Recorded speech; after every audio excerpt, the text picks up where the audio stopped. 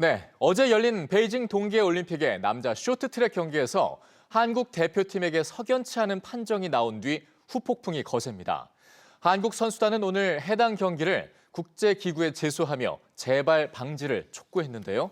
관련 내용을 글로벌 뉴스 브리핑에서 자세히 알아보겠습니다. 자, 서진석 기자 어서 오시죠. 안녕하세요. 네. 아직까지도 진정이 잘 되지가 않습니다. 지금 많은 분들이 분노하면서 지금 여론이 심상치가 않은데 일단 어제 상황부터 좀 다시 살펴볼까요? 네, 어제 열린 남자 쇼트트랙 1000m 준결승 1조 경기에서 황대현 선수는 1위로 결승전 티켓을 따냈습니다. 예. 준결승 2조로 경기에 나선 이준서 선수도 2위로 결승선을 통과했는데요. 하지만 두 경기의 심판진 모두 황 선수와 이 선수가 레인 변경 등 반칙을 저질렀다며 실격 처리했습니다. 결국 각 조에서 3위였던 중국의 런쯔웨이와 리원룽 선수가 결승전에 진출했고요.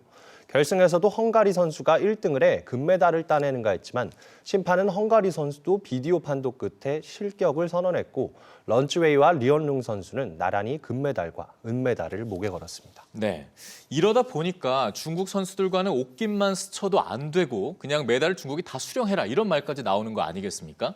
지금 중국에 대한 유리한 판정이 너무나도 나오고 있는데요. 한국 대표팀은 지금 어떤 대응을 하고 있죠? 네, 남자 쇼트트랙 팀의 코치진과 선수단은 어제 경기 직후 즉각 심판진에 항의했고 국제빙상경기연맹에 항의 서한을 보내기도 했습니다. 예. 오늘은 선수단 이름으로 긴급 기자회견을 열고 작심한 듯 비판을 쏟아냈습니다. 윤홍근 베이징올림픽 선수단장은 가능한 방법을 모두 찾아 절차에 맞게 즉시 국제스포츠중재재판소에 제소하겠다고 밝혔습니다. 이어 윤 단장은 젊은 선수들이 피땀 흘려 가꾼 4년의 청춘을 지켜내지 못한 부분에 대해 선수단장으로서 진심으로 사죄한다고 말하기도 했습니다. 예. 국제빙상연맹의 국제심판이자 한국 쇼트트랙 대표팀 지원단장인 최용구 국제심판도 비판을 이어갔는데요. 최 심판은 황대현 선수는 접촉이 없었다면서 접촉이 전혀 없었기에 실격이 돼서는 안 되는 상황이라고 꼬집었습니다. 또 오심은 한 번으로 족하다며 한 번 이상은 오심이 아니다, 고의적이다라고 날을 세웠습니다. 네, 윤 단장의 말이 가장 많은 사람들의 공감대를 사는 것 부분 아니겠습니까? 4년 동안의 선수들의 노력, 물거품이 되는 상황인데요.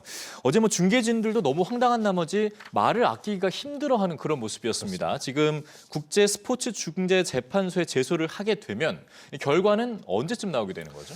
네, 스포츠 전문가들은 제소 결과는 빨라야 한 달은 걸린다며 제소 자체의 실익은 적지만 남은 경기에 일종의 경고장 역할을 할 수 있을 거라고 분석하고 있습니다. 예.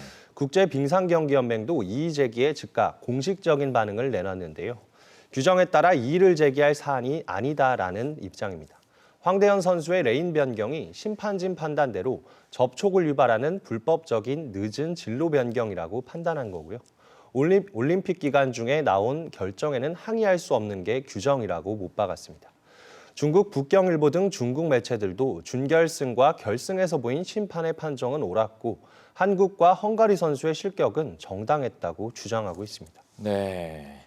사실 저도 어제 아이들과 경기를 밤에 보고 있었는데 정말 부끄럽더군요. 자라나는 아이들에게 이게 올림픽 정신이라고 그런 정신을 보여주게 될까 봐 너무나도 아빠로서, 어른으로서 많이 부끄러웠습니다. 안타까운 상황이지만 절차는 좀 절차대로 진행을 하고 남은 경기에는 선수들이 좀 힘을 내줬으면 좋겠다는 생각입니다. 자, 다음 소식으로 좀 넘어가 보죠. 미국 정부가 이 코로나 대유행의 끝을 지금 고민을 하고 있어요. 그렇습니다. 현재에 최선을 다하는 동시에 미래를 준비하겠다 정도로 이해하시면 좋을 것 같은데요. CNN에 따르면 백악관은 최근 코로나 비상사태가 끝나고 정상에 가까운 단계로 전환했을 상황에 대해 검토하고 있는 것으로 알려졌습니다. 다만 여전히 하루 확진자가 20만 명 넘게 발생하는 만큼 공식적인 입장은 여전히 안심할 수 없다는 건데요. 제프 자이언츠 백악관 코로나19 대응조정관은 최근 브리핑에서 포스트 팬데믹으로의 전환이 언제, 어떻게 이뤄질지에 대해 묻는 기자의 질문에 지금 당장 우리의 초점은 오미크론과 싸우는 것이라고 말했습니다. 예. 앤서니 파우치 국립 알레르기 전염병 연구소장도 대유행이 끝나는 시점에 대해 우리는 그걸 모른다는 점에 대해 전적으로 정직해야 한다고 지적하기도 했습니다. 파우치 소장은 또 백신과 추가 접종, 마스크 착용 등 현행 방역 조치를 통해 지역사회 전체에 일정 수준의 면역을 확보하는 게 중요하다고 강조했습니다. 네, 뭐 이런 신중한 낙관론들은 계속해서 사실 나오고 있었는데요. 이에 따른 일상 회복을 위한 기준들도 지금 하나씩 제시가 되고 있죠. 네, 일부 보건 전문가와 주지사들 사이에서 방역 규제를 풀어도 되는 지침을 마련해달라는 요구가 이어지고 있는데요. 로셸 월렌스키 미 질병통제예방센터 국장은 입원 환자 수를 방역 규제 해제 시점을 결정할 기준으로 지목했고요. 확진자 수와 백신 접종률도 기준으로 꼽힙니다. 미국 공중보건학회 조지스 벤저민 사무국장은 다양한 시나리오에 따라 전환 계획을 수립해야 한다고 말했습니다.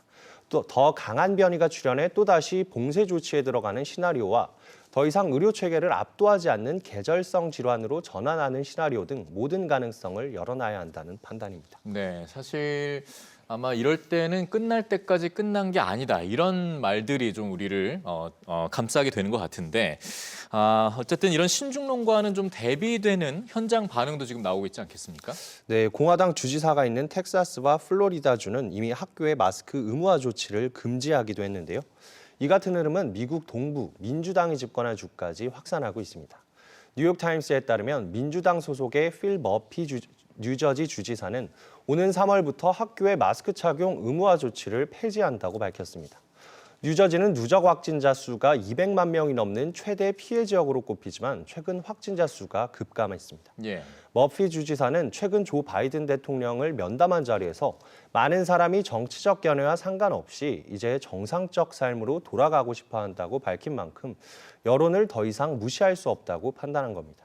뉴저지에 앞서 펜실베이니아주도 지난달 학교의 마스크 착용 의무화를 폐지하겠다고 밝혔고요. 뉴욕과 코네티컷 주지사도 최근 학교의 마스크 착용 의무화 정책을 유지할지를 검토하고 있습니다. 네, 이렇게 되다 보면 아무래도 학교의 일상 회복을 두고 지금 갈등이 커지는 지역들도 계속 나올 수밖에 없는 상황 아니겠습니까? 네, 일리노이주에서 학교에서 마스크를 쓸지 말지를 두고 갈등이 굉장히 커지고 있는데요. 예. 일리노이는 주지사의 행정명령으로 교내 마스크 착용이 의무인 지역인데요. 하지만 학부모 700여 명은 교내 마스크 의무화 조치에 반발했고요. 소송을 제기해 결국 지난 4일 승소했습니다. 샌거몬 카운티 법원은 정부 기관은 법이 부여한 범위 내에서 권한을 행사할 수 있다며 적법한 절차 없이 주민을 강제할 수 없다고 판결했습니다. 이에 따라 10,000개 가까운 일리노이 학교들은 임시 휴교하거나 온라인 수업으로 전환하고 대응책 마련에 나섰습니다. 예. 반면 시카고 교육청 등 일부 학교는 계속해서 마스크 착용 의무화 조치를 유지했고요.